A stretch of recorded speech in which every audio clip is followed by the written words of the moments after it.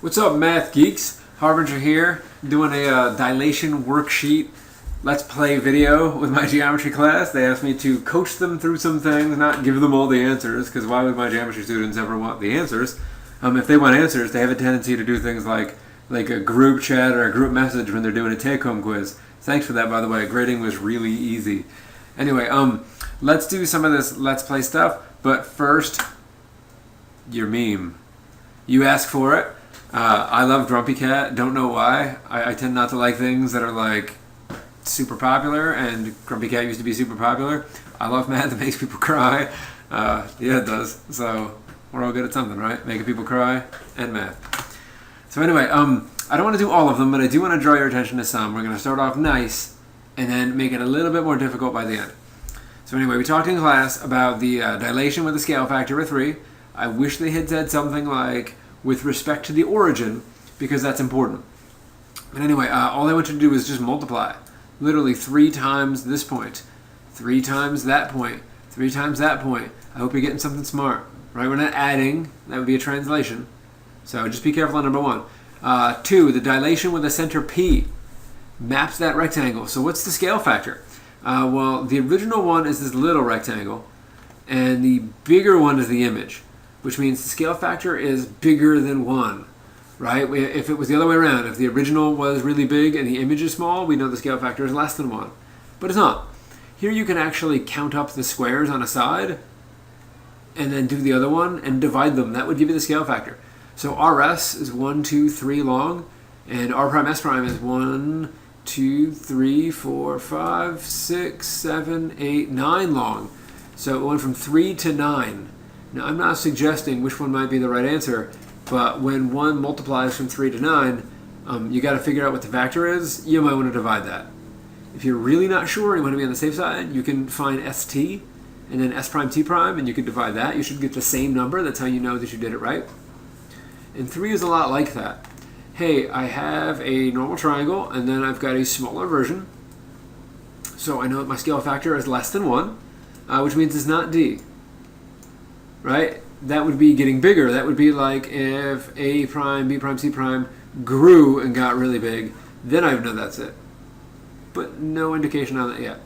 Anyway, same kind of deal. If you know the distance formula, this one gets nicer. You could do the distance formula from like A prime to C prime and A to C and divide them. That works really well. I'm not going to tell you which one to do, but you can also count. You know, hey, I went over 3 down. I went over, let's see, like 2.5, and I went down 3.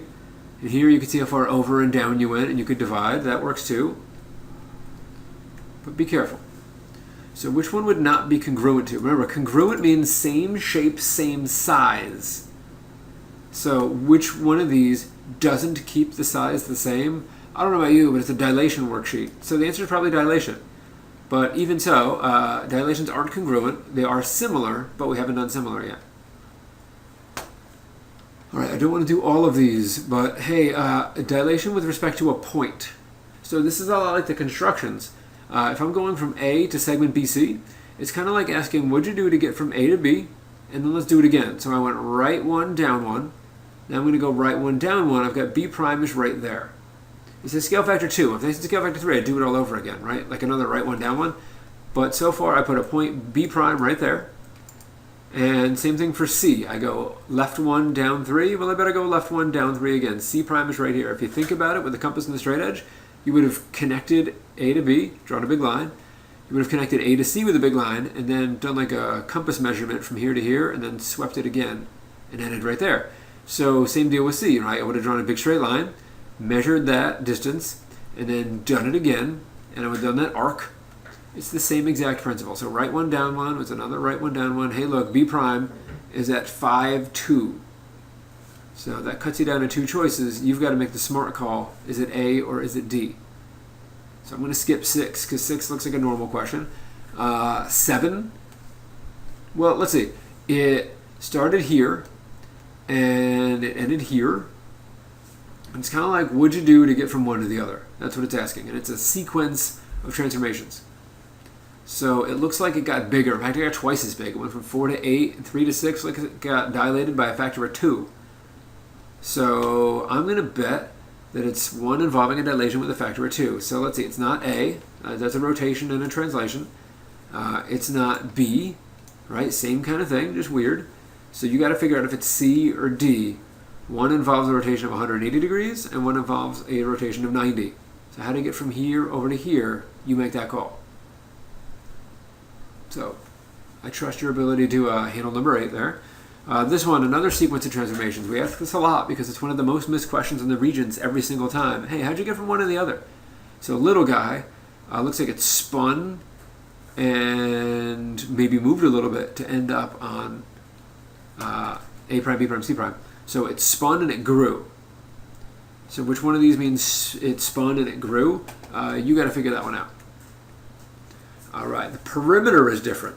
Well, if you're wondering about like how to get like the perimeter different, I know these rules are a little bit weird, but think about what they mean. This one flips something, and if you're not sure, you can graph, right? Like make x 3 and y 5, and then graph 5 3, and see what happened.